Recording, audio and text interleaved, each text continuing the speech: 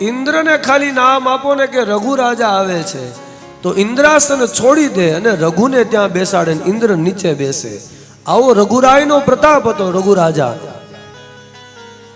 રઘુરાજા એકવાર પોતે ભજનમાં બેઠા સંધ્યાની અંદર. ક્ષત્રિય છે, સંધ્યા વંદના કરે છે. ક્ષત્રિય સૂર્ય ઉગે ને તે પહેલા ઉઠી જાય અને સૂર્યની પૂજા કરે. હા, ને ઈ ક્ષત્રિય જેથી રણમાં ચડે. રઘુનો પ્રતાપ કેવડો તમે જુઓ.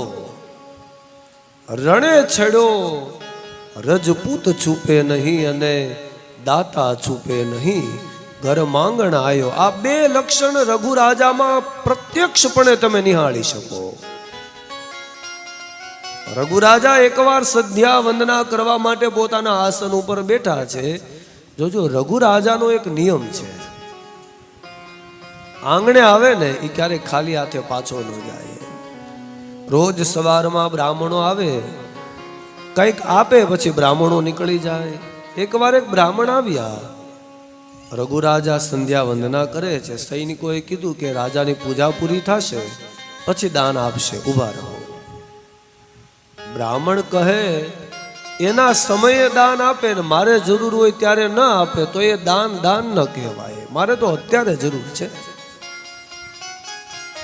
રાજાને કહો જો દાન આપી શકતો હોય ને તો બહાર આવીને દાન આપે ને કા ના પાડી દે, પ્રથા બંધ કરી દે. ભૂખ્યો માણસને ભૂખ લાગે ત્યારે અન્ન જોઈએ, એને મજા આવે ત્યારે અન્ન આપે, અને ભૂખ મરી જાય તો અન્ન શું કામનું? દાનની જરૂર અત્યારે છે, ખાલી રાજાને સમાચાર આપો. રઘુવંશ જ્યારથી ચાલુ થયો ને ત્યારે પ્રત્યેક બ્રાહ્મણોના ઉપાસકો રાજા થયા છે. બ્રાહ્મણને ખૂબ માન આપ્યું છે ક્ષત્રિય વંશના સમુદાયોએ.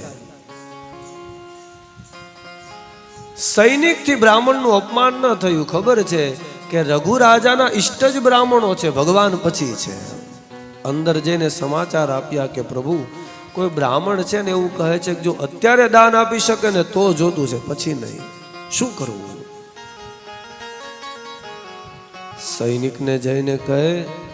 સૈનિકને કહે કે તું જા એક કામ કર, હું તો પૂજામાં બેઠો છું, ખાલી અહીંયા ઊભો પુકાર કર કે હે રાજા કુબેર, આજે રઘુ રાજાના આંગણે કોઈ બ્રાહ્મણ માગવા માટે આવ્યો છે અને રઘુ રાજા સંધ્યામાં બેઠા છે, તમે દાન આપો તો આ બ્રાહ્મણને દાન આપી શકાય, એના ખજાનામાંથી, કુબેરના ખજાનામાંથી.